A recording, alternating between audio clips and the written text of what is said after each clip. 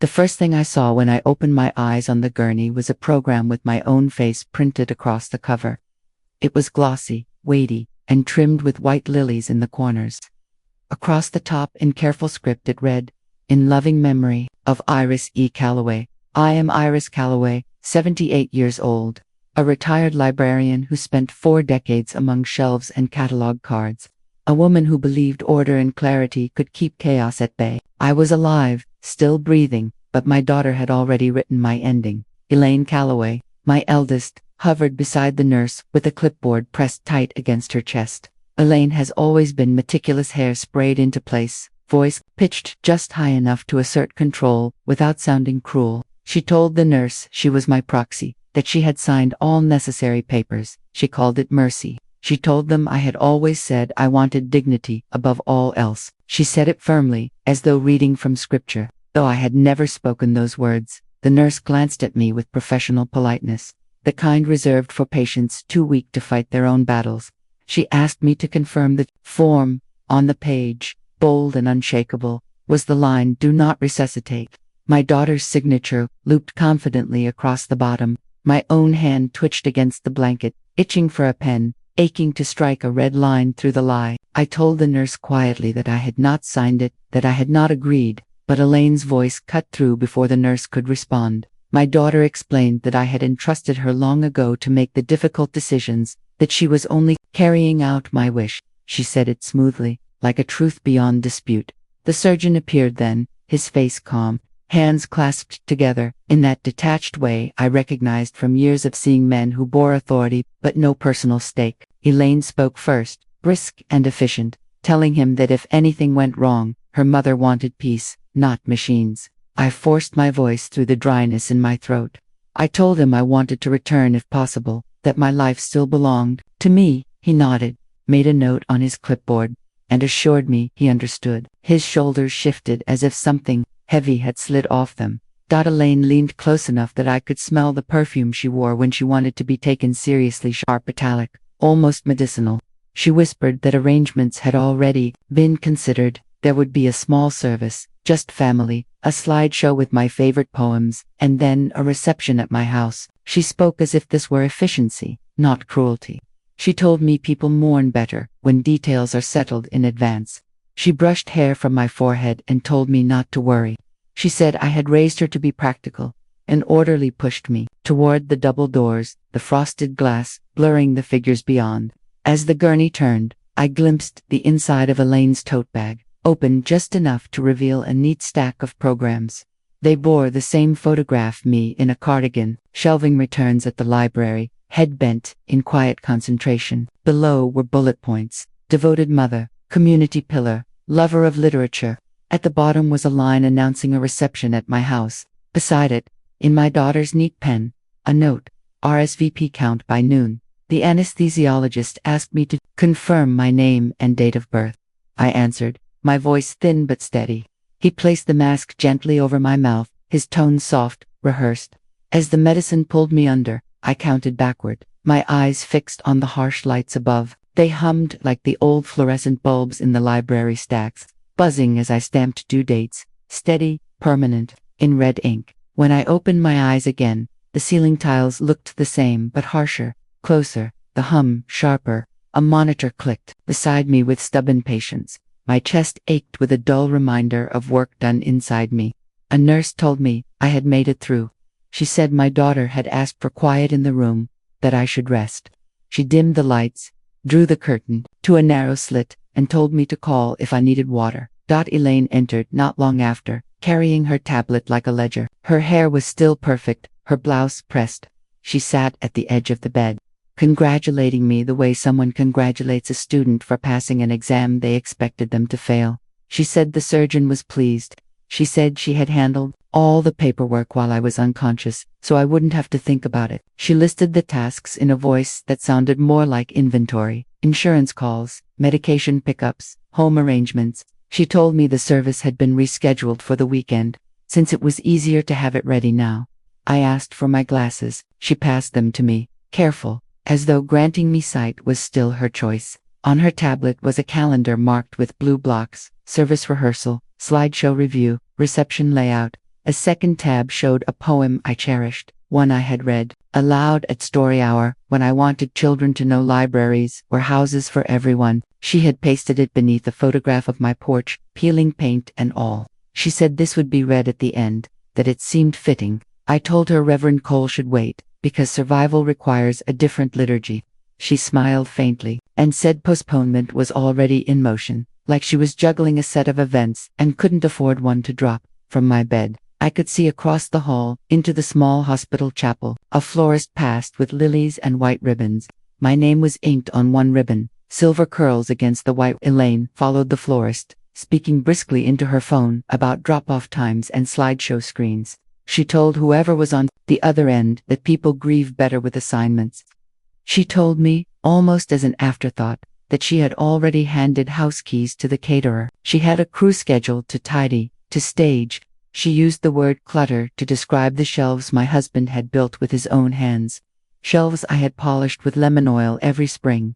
I closed my eyes briefly and pictured the framed wedding photo on the piano, the wooden drawer I saved from the old card catalog when the library modernized. I imagined labels hanging from them like price tags. Elaine's voice drifted back. Staging would make everything more welcoming. She said guests should not feel crowded by relics. The four beeped, steady, unyielding.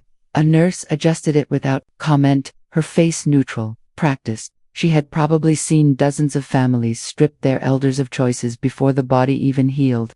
She said nothing about the ribbon with my name, nothing about the flowers lined up outside the chapel. Phone rang again. She stepped out, heels sharp against the tile. Through the gap in the curtain, I saw volunteers pushing a cart of coffee and cookies. They smiled at me politely, not knowing they had been enlisted in a service for a woman not yet gone. One leaned in and said softly that her son had loved my story hours at the library. She remembered the afternoons when I read with a silly hat, making children laugh until they forgot to fidget. She thanked me. Her words were simple, but they pierced deeper than Elaine's efficient planning. For one breath, I felt seen. The cart rattled on, and I lay in a bed still warm with my breath, watching my daughter plan a funeral for someone who was not yet dead. When I returned home from the hospital, I expected to breathe in the scent of lemon oil still clinging to the shelves, to see the familiar faces of photographs lined neatly along the piano. Instead, the air was thick with a new polish that stung my nose, and the walls looked bare as if memory had been painted over. The curtains had been changed, pale gray instead of the warm floral ones I had chosen years ago.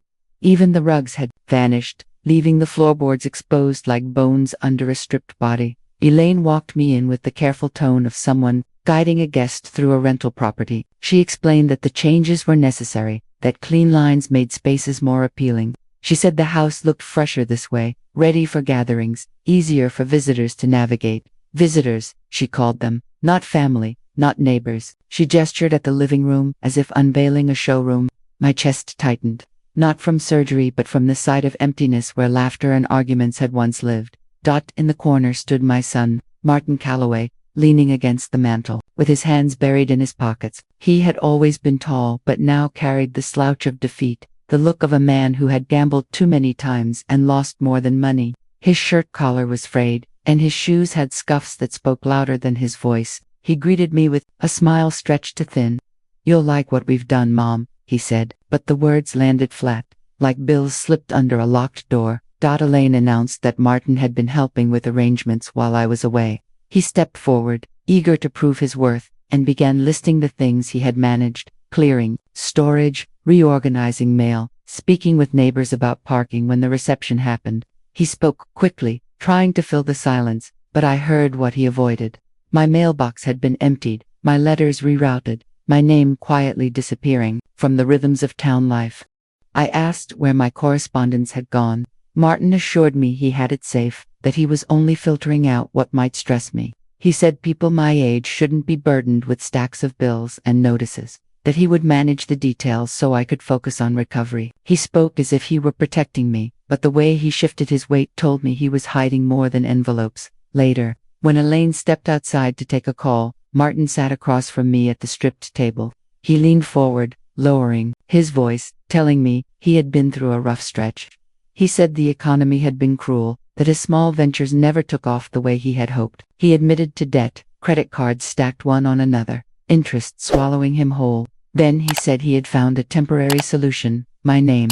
He explained, as if confessing to a harmless borrowing, that he had added me as a guarantor so he could keep breathing a little longer. He promised it was nothing dangerous, just paperwork, just numbers on a screen. I listened, still and measured, as though cataloging a damaged book. He insisted it was necessary, that I owed him this after all he had done, cleaning the house, arranging things, helping Elaine. He said family was meant to help, that I wouldn't even notice the difference. I looked at the hands that once clutched my skirt when he was a boy, now resting on a table he had cleared of every photo, every reminder of who he had been. He would not meet my eyes. That evening, alone in my bedroom, I opened the drawer where I kept my glasses case. Beneath it lay the old ledger I had carried from the library when they modernized, its columns blank, waiting for numbers. I wrote down what I had learned: funeral arranged in advance, house stripped, mail intercepted, my name attached to debts. Each line was neat, precise, a record not just of transactions but of betrayals. The act of writing steadied me, the way stamping due dates once steadied the rhythm of long days. In the days that followed, the house filled with strangers carrying boxers, moving furniture, speaking about lighting and angles. Elaine directed them like a conductor, insisting the home had to be staged properly, that appearances mattered for future plans. Martin trailed behind her, always quick to agree, always ready to lift what was asked. Yet, when no one watched, he rifled through drawers, scanning papers, slipping envelopes into his jacket. I saw it, though I said nothing. Neighbors stopped by to drop off dishes and ask about my health, but the conversations never reached me. Elaine intercepted them at the door, her voice cheerful, her hands fluttering. She told them I needed rest, that she would pass along their well wishes. I caught glimpses of their puzzled faces, the way they craned their necks to see inside, only to be turned away gently. I sat by the window, half hidden by the new curtains, watching my own life play out like a performance where I no longer had a role. One afternoon, I asked Martin directly about the debts. He sighed, ran his hands through his thinning hair, and admitted the balances were worse than he had said. He claimed he had no choice, that lenders demanded collateral, that he had signed my name only to keep collectors away. He tried to reassure me it was temporary, that he would fix it soon. He even laughed nervously, saying I wouldn't even remember once everything was back on track. But I remembered every syllable, and I wrote them down that night, each word pressed into the paper with the weight of betrayal. Elaine praised Martin for his efforts, told him he was finally showing responsibility. She said he had stepped up for once, that perhaps the family could rely on him after all. I listened quietly, knowing that the responsibility she applauded was built on my erasure. My name had become his lifeline, my silence his permission. I began checking the few envelopes left in the house. I noticed the absence of bank statements, utility bills, even letters from the church. Instead, I found credit card offers in my name, applications half-filled, unsigned but ready. Martin had stacked them neatly, as though preparing for a future where my identity was just another account. I tucked one into my pocket, a record for my ledger, proof of what I suspected. At night, lying in the hollow quiet of my altered room, I thought about the way my children had rearranged not just my house but my place in it.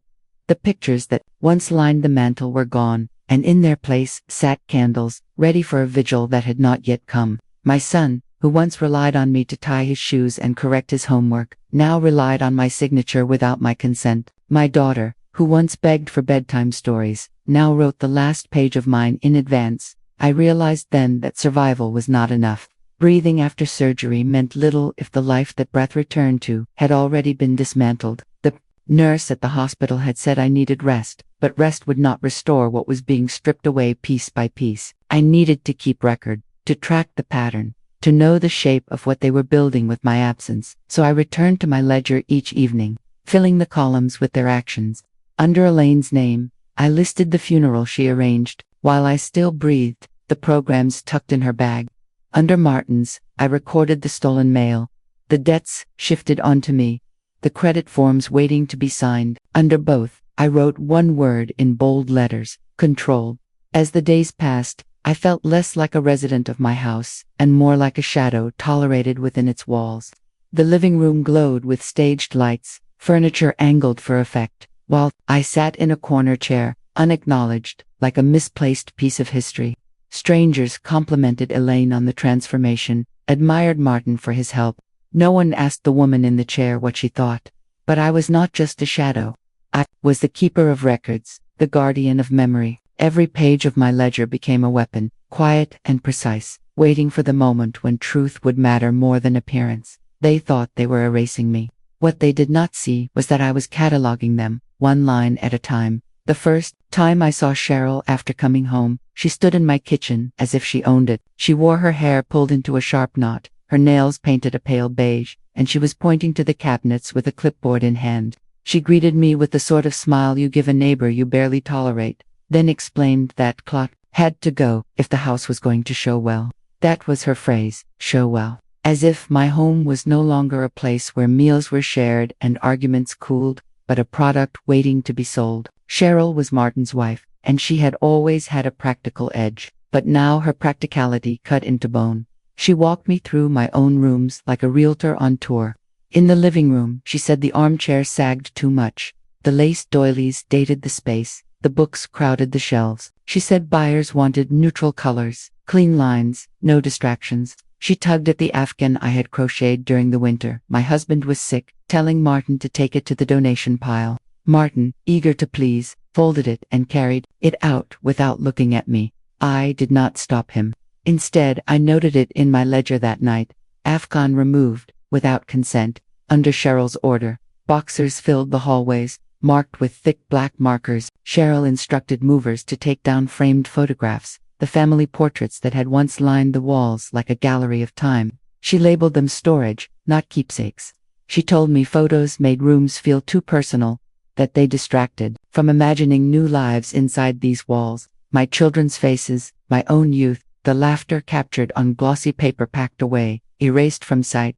I sat in my corner chair and watched her erase a dot at the dining table. Cheryl spread out property maps she had printed. She explained to Martin that dividing the backyard into parcels could increase value. She spoke of zoning laws, lot sizes, and market interest. To me, she said it was sensible, that a large yard was wasted on a widow, that buyers preferred flexibility. She called it optimizing, like I was an equation to be solved. I listened in silence, hearing not numbers, but the echo of summer evenings when my children ran across that yard chasing fireflies.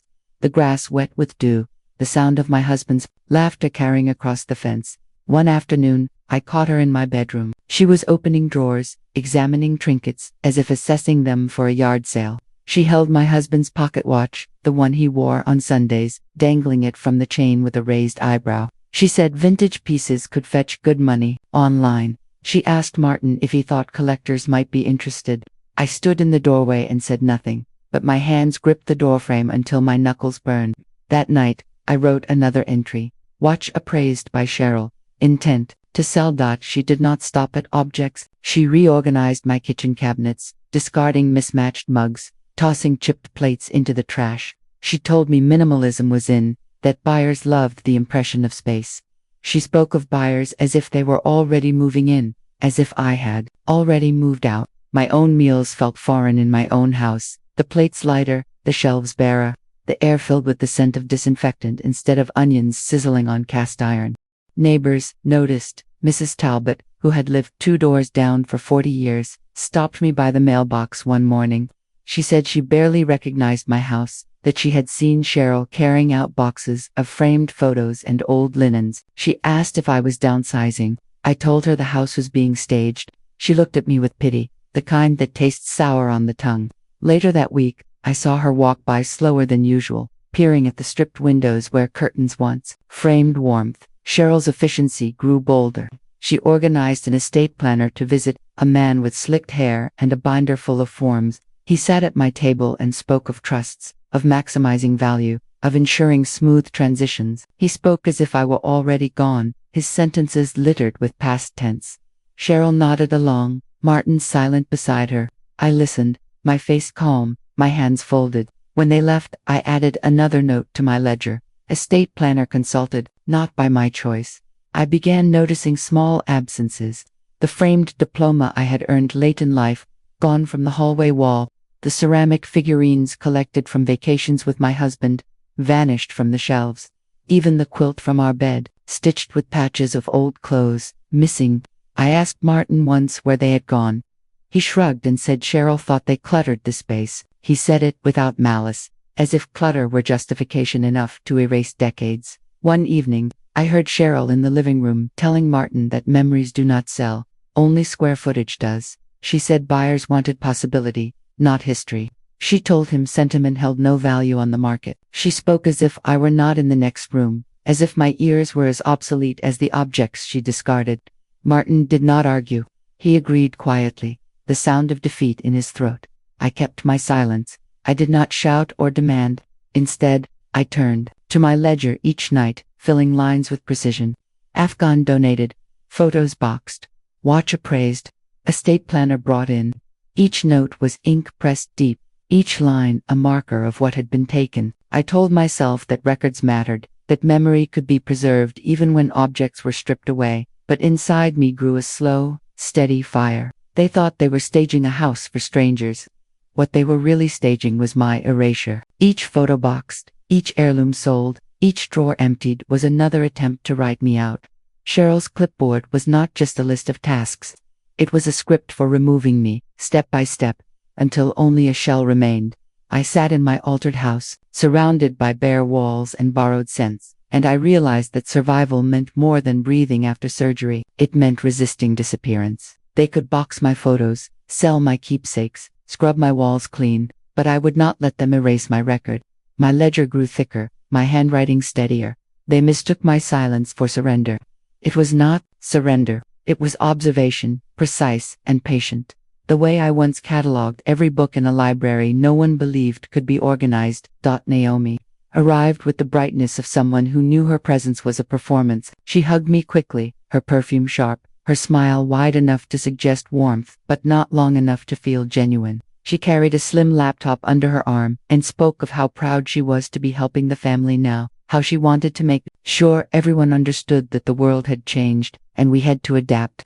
She called herself a bridge between generations, though the way she said it sounded more like she had appointed herself judge and architect of the new order. She set up her laptop at the dining table where my husband and I once lingered over coffee. She spoke in that confident cadence law students cultivate, rolling out phrases like public image, narrative control, and leveraging sympathy. Elaine nodded along. Martin slouched in a chair. Cheryl busied herself with her clipboard. Naomi explained that the house could do more than sell. It could generate interest, attention, and even funds. She clicked through slides of online pages she had already built.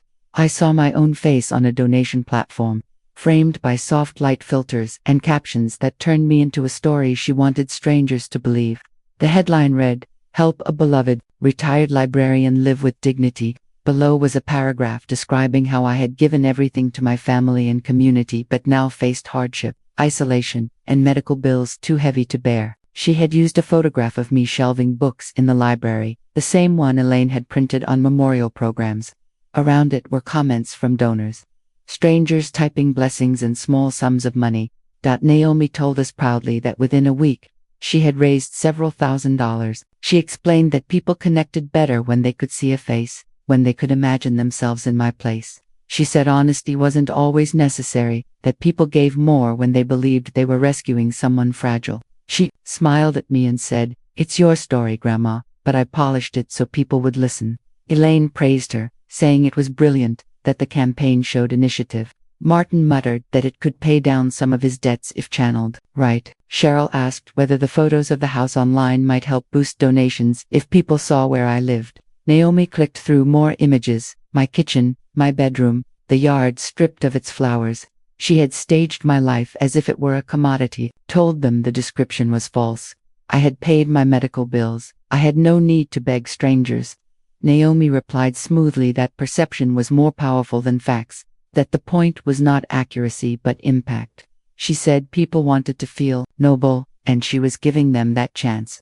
She said I should be grateful my life could inspire generosity. She spoke as if she had written a novel with me as the protagonist, and truth was just editing. That night, I searched quietly on Martin's phone, pretending to check the weather. I found the page again.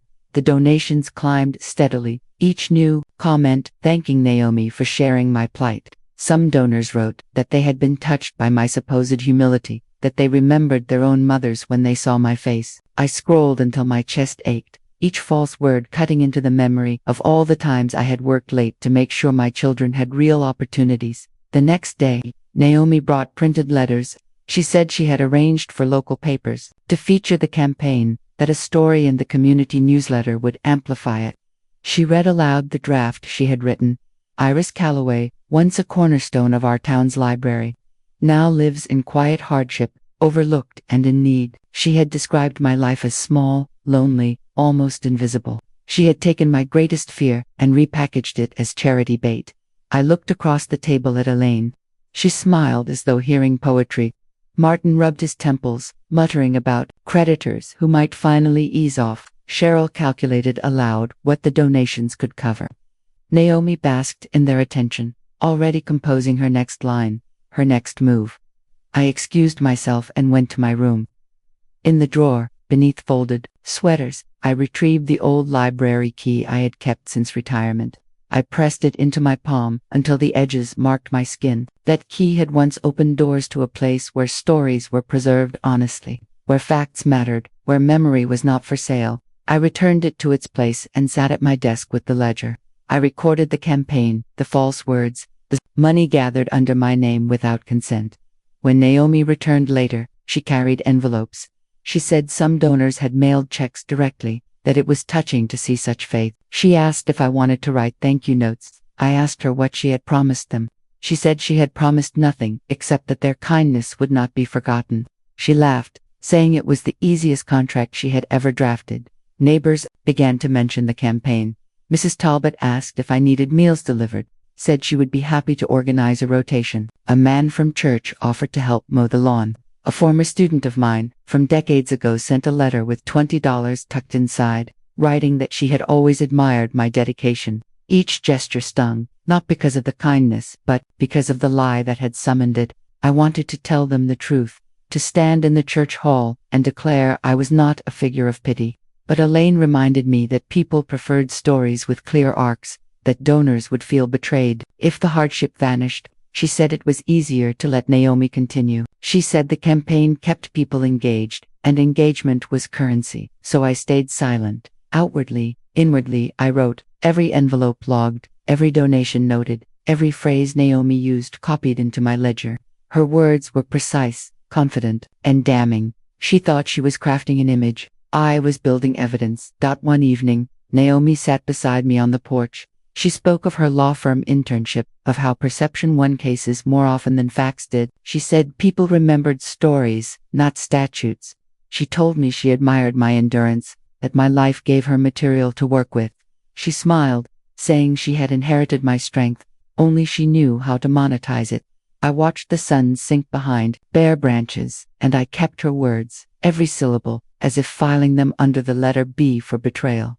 The donations grew, the story spread. My name became a headline for strangers who thought they were rescuing a forgotten elder.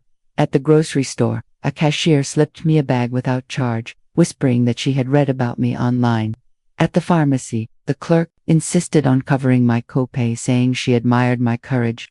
My dignity was chipped away with each kindness born of falsehood. At night I lay awake, hearing the house echo differently, without photographs on the walls, without quilts on the beds, without laughter. I thought of my husband's letters, folded and safe for now, their ink still carrying the weight of his hand. I thought of the library key, of shelves lined with truth, and I thought of Naomi, smiling with her laptop, turning me into a story she could control. They believed they were crafting my disappearance. What they did not see was that I was keeping score. Every false word, every stolen image, every donation, logged. They mistook silence for surrender. They always had, but I was not gone. I was still here, watching, recording, waiting. I went back to church the first Sunday. I felt strong enough to walk down the aisle without Elaine hovering at my elbow. The pews were polished, the air carried the faint scent of old hymnals, and the organ droned softly as people took their seats. Heads turned when I entered. Not with smiles of welcome, but with the cautious curiosity of neighbors who have heard a story and want to see if it matches the face. I sat near the back, keeping my spine straight, refusing to bow under their glances.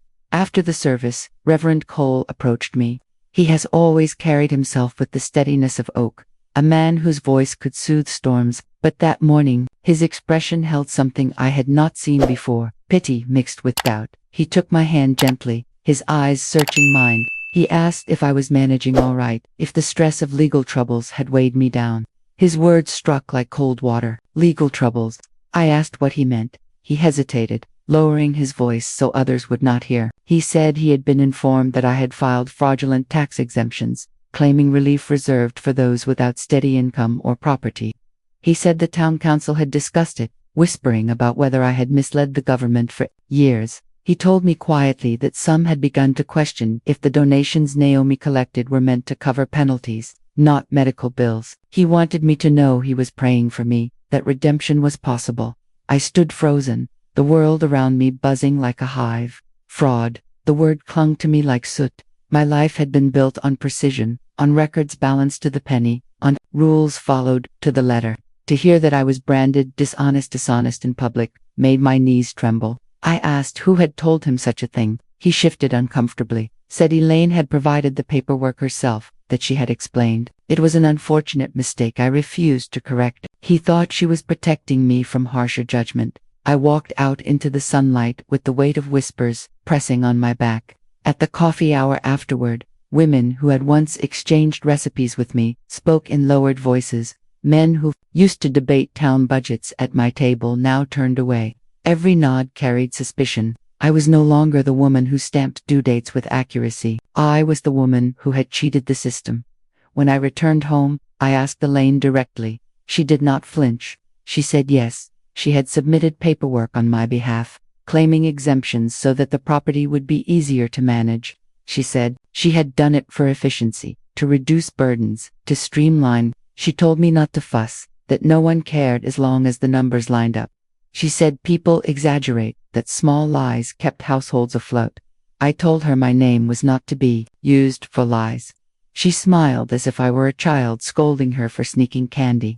She reminded me that I had trusted her with responsibility. She said she was protecting me, sparing me from complicated forms, saving me from worry. She spoke as though deceit were a kindness. Later that week, the mail brought a letter from the county office. The return address burned into me. Inside was a notice of discrepancy, asking for clarification on claims made in my name.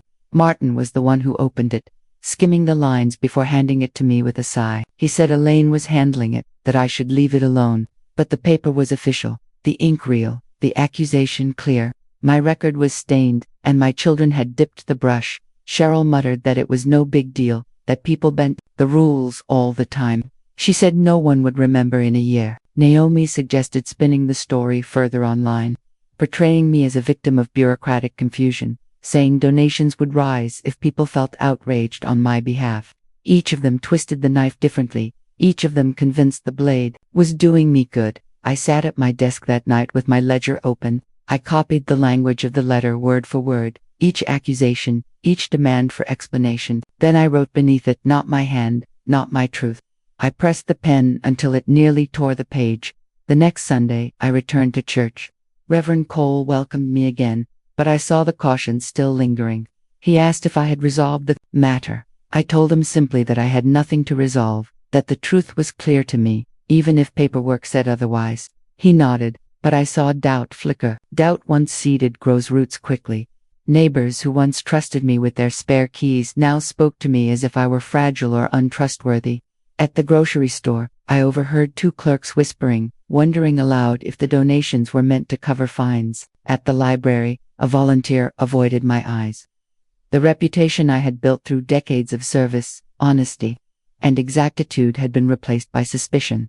I returned home each evening to find Elaine confident, Martin resigned, Cheryl calculating, Naomi smiling.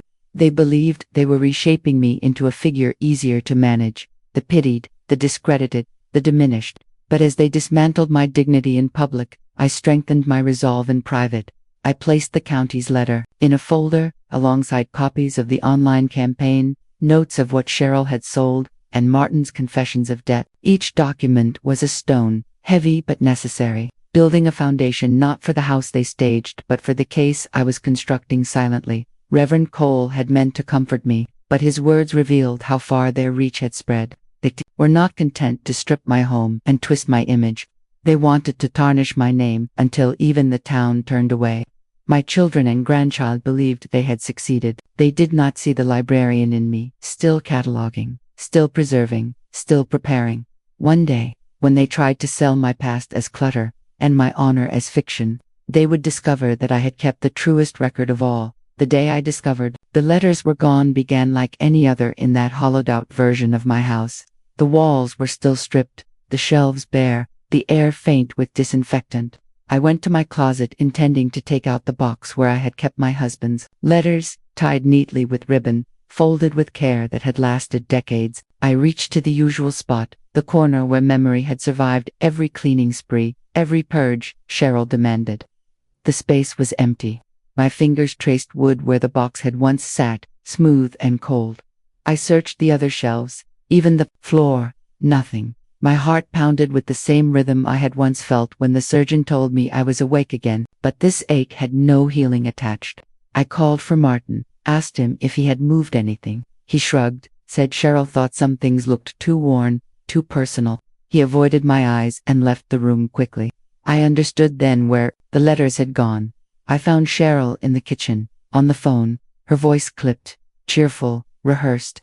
She was describing items in detail, vintage keepsakes, authentic, from a well-respected local family. Her tone was that of a seller, in a market, listing inventory.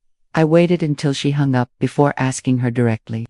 She did not deny it. She said the letters were touching but useless, that buyers valued sentimentality, that collectors paid more when the story carried romance. She said she had packaged them as authentic love letters from a mid-century couple, unique and heartfelt. She said I should be glad my past could finally generate profit.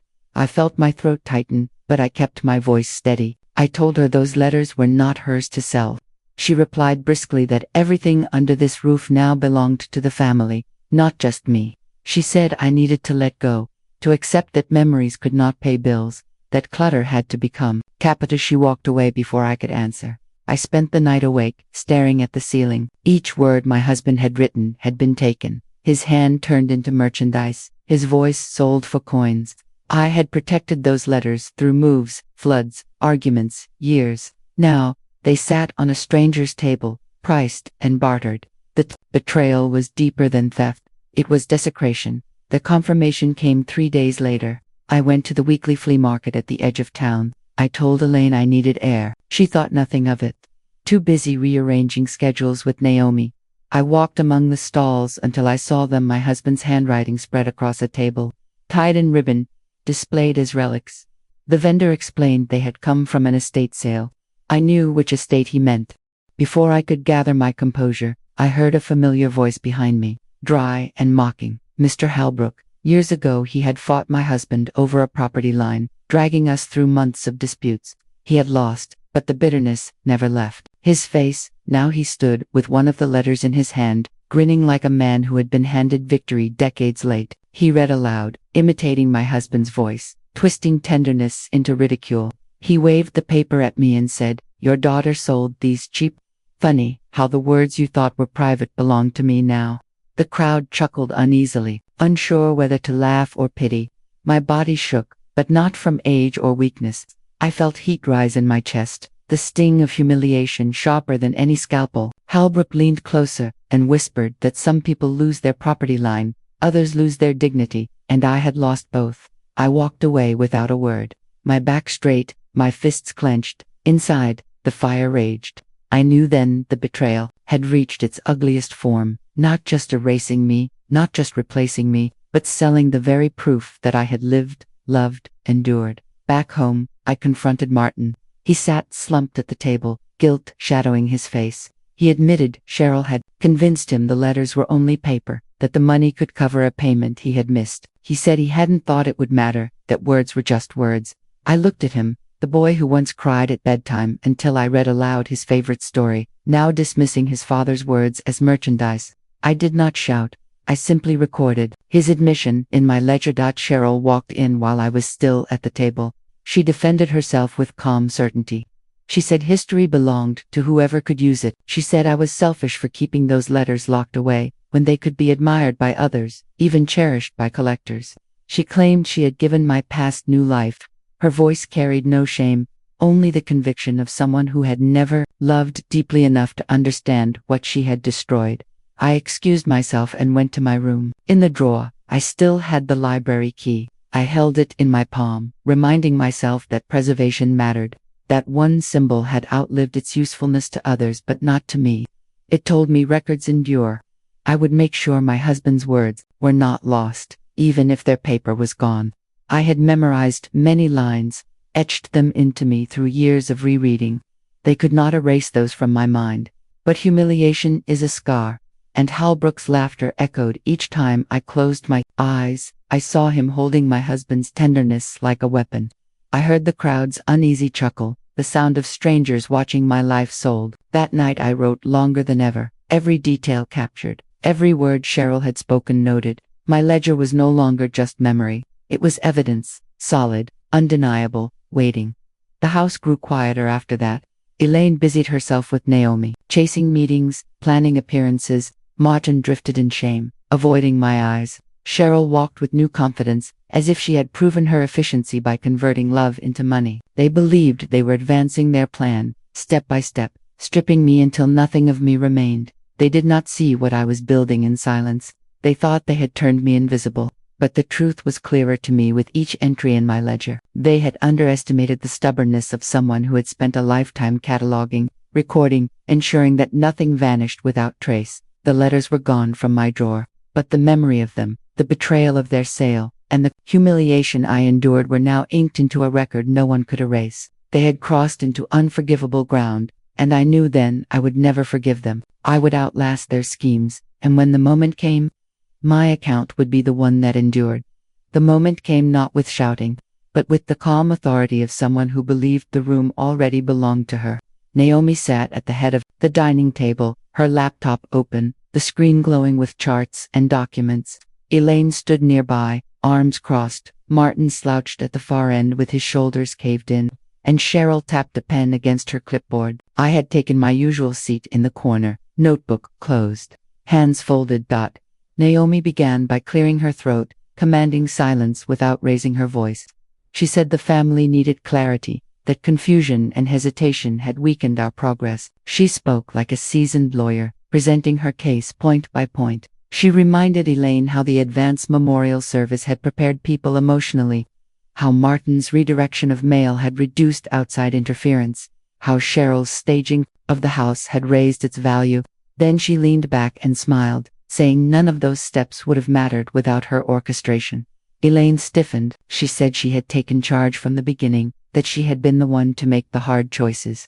Naomi nodded politely, but then displayed an email chain on the screen messages she had written weeks earlier, instructing Elaine which forms to sign, which documents to submit, how to position the story for neighbors. She said gently that Elaine had carried out orders, nothing more. Martin protested that he had made sacrifices, that he had put his own reputation on the line to handle debts. Naomi clicked another tab and showed bank transfers, proof that she had guided every move, even arranging which creditors would be appeased first. She said Martin had only followed instructions because he had no alternative. He dropped his gaze to the table, unable to deny it. Cheryl interjected, claiming credit for selling items and maximizing value. Naomi countered with invoices, each transaction traced back to her approval. She told Cheryl that she had only acted as hands and eyes, never as mind. Cheryl's face hardened, but she said nothing further. Then Naomi turned toward me. Her expression softened, as though speaking to a client rather than family. She said the campaign she had built around my supposed hardship had surpassed expectations, that donations had poured in steadily, that public sympathy was at its height. She spoke as though I should be grateful, as though erasure was generosity. She said people now saw me exactly as she wanted them to, fragile, fading, a symbol rather than a person. I sat silently, but I felt every eye on me, Elaine with forced composure, Martin with shame, Cheryl with resentment. Naomi.com, and certain, declared that from this moment forward, all decisions would flow through her. She said she respected the work of her elders, but believed her generation was equipped to handle legacies with precision. She spoke of rewriting the family's narrative, presenting us as a model household that cared for its own even if the truth was different. Elaine bristled again, demanding acknowledgement as mother rather than subordinate. Naomi replied coolly, that leadership was about results, not titles. She said the family had failed for years to maintain coherence, and she had stepped in to correct it. Elaine fell quiet, anger simmering under her skin. Later that evening, Naomi approached me privately. She sat across from me with her laptop closed, her tone lower but sharper. She said directly that she had admired me once, that my discipline and order had inspired her, but times had changed. She said order was no longer enough, image was everything, and she had mastered it. She told me she would carry forward the Calloway name, not as it had been, but as she defined it. She said history was flexible, that what mattered was who controlled the story. I asked her why my story needed to be erased. She leaned in, smiling faintly, and said it wasn't erasure but refinement. She said the old details, the sacrifices, the honesty, the rules were heavy. She wanted a cleaner narrative, a struggling elder, a devoted family, a triumphant granddaughter who stepped in to save everyone. She said the donations were only the beginning. Opportunities would grow, reputations would blossom, doors would open. She made no attempt to hide that she meant herself. That night, I opened my ledger and recorded her words. I wrote carefully. Naomi declared herself architect. Naomi intends to redefine history. Naomi sees legacy as performance. I underlined each sentence, pressing the ink deep. The following week, Naomi arranged a meeting with an attorney. She said the family needed a neutral party to draft the next phase. That was when lawyer Jensen entered. He was a man in his 50s, with a measured voice and a reputation for fairness. He introduced himself with courtesy, shaking my hand as though I were the true client. Naomi quickly redirected the conversation, saying she was acting on behalf of the family. She outlined her plan. The house would be placed in a trust she controlled. Donations would be funneled through a foundation under her name. My personal effects would be catalogued as historical items to be displayed selectively, chosen to support the narrative she was crafting. She spoke of preservation, but every word translated to control. Jensen listened, nodding politely, but then asked me directly if I agreed. Naomi interrupted, saying I was elderly, recovering, not suited to handle such complexities. He raised a hand, insisting he needed to hear from me. For the first time in weeks, someone in the room asked for my voice. I told him calmly that I had not authorized any of it. Naomi's jaw tightened, but she masked it quickly, smiling as though indulging a stubborn relative. After he left, Naomi warned me that resisting would only prolong discomfort. She said truth was irrelevant once perception took hold, and perception was already hers to command. She told me the best thing I could do was step aside gracefully, let her finish what she had begun. She said in time, even I would thank her. I sat alone after she left, the house quiet but charged. My hands rested on the ledger, the pages thick with ink. Every theft, every lie, every humiliation had been recorded. Naomi thought she had seized the story, that her version would erase mine. What she did not know was that I had been preparing my own archive, stronger than her curated illusions. For decades, I had protected fragile books, rare documents, histories that could have crumbled without care. I knew the difference between stories told and stories preserved. Naomi had told hers loudly. I had preserved mine silently. One day soon, the preservation would matter more. I began to see the pattern only after the noise settled. For weeks, every day had been filled with a new intrusion: furniture disappearing, strangers walking through my home, donations collected in my name, whispers spreading through town, letters sold at the market. Each act had wounded me separately, but now they aligned like links in a chain, each one tightening around me. I sat in my stripped-down living room one morning, notebook open, sunlight falling across the bare floor where a rug once lay. I flipped through the pages, each line of my ledger recounting a different violation. Elaine's signature on the Do Not Resuscitate order, Martin intercepting mail, Cheryl selling heirlooms, Naomi fabricating stories. Together, they formed not a series of mistakes, but a design. None of it was random. It was deliberate, coordinated, and aimed at one destination. The goal was not money, though they clutched at it. The goal was not efficiency, though they used that word endlessly. The goal was not even survival of the family name, though Naomi spoke of legacy. The goal was absence, my absence. They were not trying to build a new future around me, they were trying to write me out of existence altogether. It became clear when I overheard Naomi speaking to Elaine in the kitchen. Their voices carried through the thin walls. Naomi told her mother that permanence mattered more than truth. She said narratives endure when inconvenient details are erased. She said that one day, when people looked back on the Calloway family, they would not see disarray and contradiction. They would see a clean story of resilience and devotion, curated and perfected. Elaine asked quietly where that left me. Naomi answered without hesitation. Grandmother is the starting point, but she doesn't have to be the centerpiece. The words cut deeper than Halbrook's gears at the market. To be demoted in my own family's history, to be reduced from living soul to a footnote they could shape at will, it was annihilation dressed as honor. That night, I revisited every entry in my ledger. I realized Elaine's memorial service had not been premature grief but rehearsal. Martin's theft of my mail had not been laziness but a way to silence my voice. Cheryl's dismantling of my possessions had not been spring cleaning but erasure of physical proof I had lived. Naomi's campaign had not been fundraising but a replacement script, casting me as a character she controlled. Even the false tax filings were not just fraud, they were a stain, designed to rewrite my reputation in the town's memory, piece by piece. They had dismantled me, my image, my voice, my honor, my intimacy, my legacy. Each act was a chisel strike against the stone of my existence, and Naomi had been the sculptor all along, guiding their hands. I tested the truth in public, subtle at first. At the grocery store, I asked the cashier if she still had the church bulletin. She hesitated, then said quietly that she had read about me in the paper, that she hoped I was holding up. She looked away, embarrassed. At the library, I tried to check out a book, and the volunteer said the system showed my account as inactive, flagged. She said she didn't know why, only that someone had requested my card be closed. Even the library, my sanctuary, had been stripped of me. I felt a hollowness then, but also clarity. They were methodical, and their intention was unmistakable. They wanted me gone, not just in body but in record, memory, and meaning. One evening, I confronted them all at once. We sat at the dining table, its surface bare, no tablecloth, no photographs on the walls. Naomi opened her laptop, ready to direct the meeting.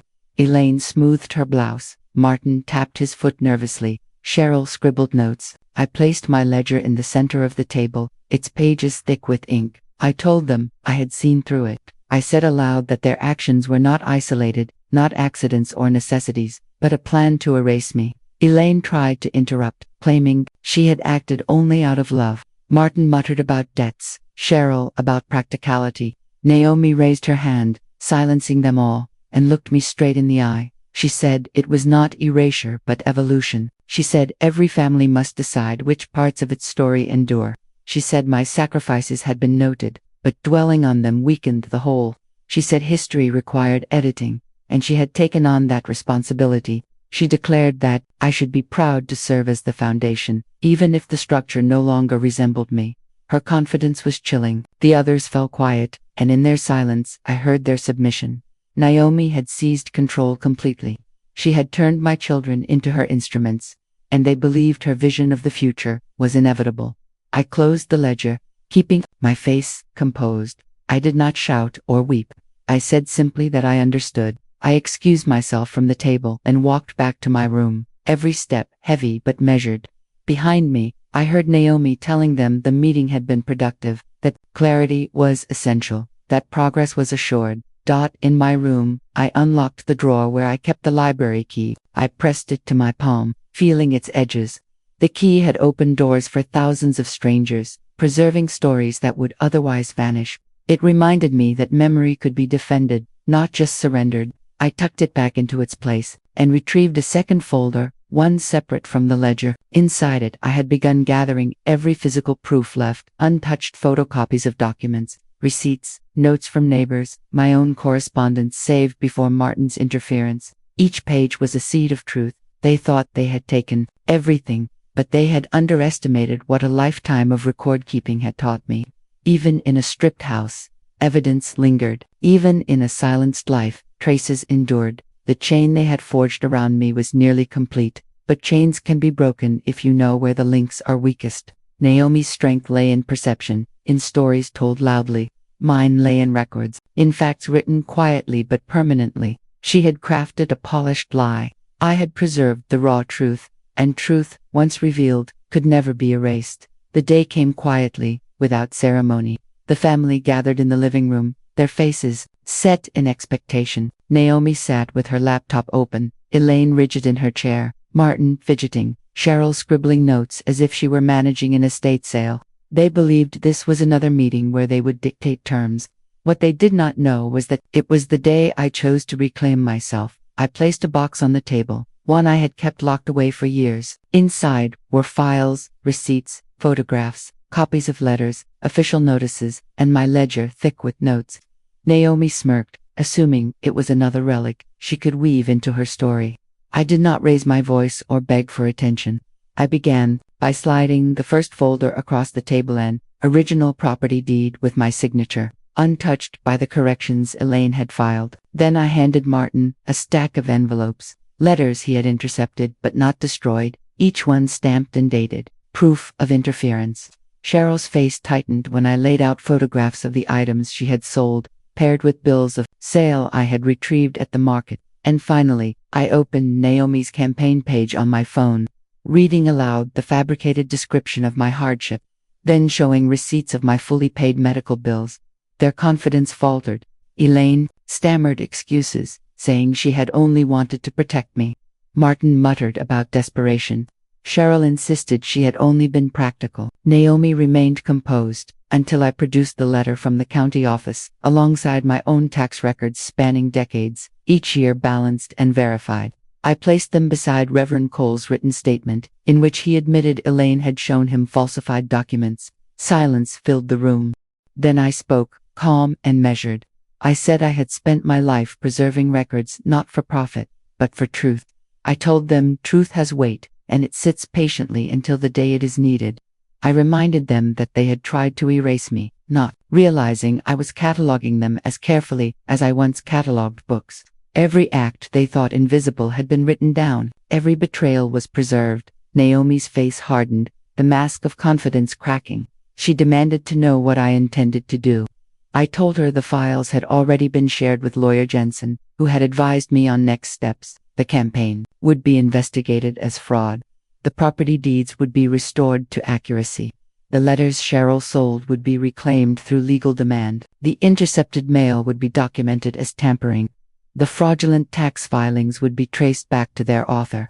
They had not just plotted against me, they had committed crimes against the truth. For once, Naomi had no polished response. Elaine sank into her chair, her composure broken. Martin buried his face in his hands. Cheryl whispered curses under her breath. I stood steady and told them this house was no longer theirs to stage or strip. It was being transferred, not into Naomi's trust, but into the town's care, as a reading room bearing my husband's name. Every object they had dismissed as clutter would return as part of a collection. They had tried to sell my life. I had turned it into history that could not be erased. The days that followed were filled with consequence. Naomi's firm learned of the fraudulent campaign. Her internship ended abruptly, her career prospects cut off. Elaine faced the humiliation of public exposure when the town discovered she had fabricated tax filings. Martin's creditors circled back, demanding payment he could no longer mask behind my name. Cheryl found herself shut out, her practical efficiency now seen as opportunism. Each of them faced the weight of their choices, not because I punished them with anger, but because truth had finally been restored. The house became something different. Volunteers helped return what could be recovered. Neighbors arrived, offering to donate books, photographs, and furniture for the reading room. Reverend Cole visited, his voice heavy with regret, telling me that memory was sacred and he had been wrong to doubt me. The space slowly filled again, not with staged perfection but with authenticity. When I unlocked the door to the new room for the first time, I held the old library key in my hand. It turned smoothly in the lock, as though it had always been meant for this. Inside, shelves stood ready. On one wall, I placed the letters of my husband, those I had managed to reclaim, framed behind glass. In the center sat the family mailbox, restored, a symbol of voice unbroken. And above the entrance hung a plaque, the Calloway Room, in memory of Thomas Calloway, preserved by Iris Calloway. I watched as children ran their hands along the shelves, as neighbors lingered over photographs, as silence gave way to laughter and stories. My existence was no longer theirs to erase. It was etched into the town, into the walls of the house, into the truth I had defended. Now, looking back at everything, I see it with a clarity that surprises me. What my family tried to do was not just cruel, it was methodical, almost professional. They wanted efficiency, profit, narrative control. But in the end, all they taught me was the simplest truth. When people try to erase you, the only weapon you need is proof that you lived and refused to vanish. The lesson is not romantic, and it is not comforting. Families betray. Love can wither into greed. Children do not always inherit gratitude. What protects you is not sentiment, not silence, but records, documents, evidence, memories preserved in ways no one can rewrite. I survived not by fighting louder, but by writing carefully, patiently, until I had the story that mattered. To anyone listening who has felt the sting of being overlooked, manipulated, or cast aside, do not think your silence means you are powerless. Keep your proof. Write things down. Save the letters, the receipts, the photographs. Preserve your truth quietly, so that when the day comes, you can place it on the table and watch falsehood collapse under its weight. I am not bitter. I am not triumphant. I am simply whole again, and unerasable. And if my story has reached you, if it has reminded you of your own strength, then stay with me for what comes next. Subscribe so we may continue this work of remembering, and never again let anyone decide we were not here.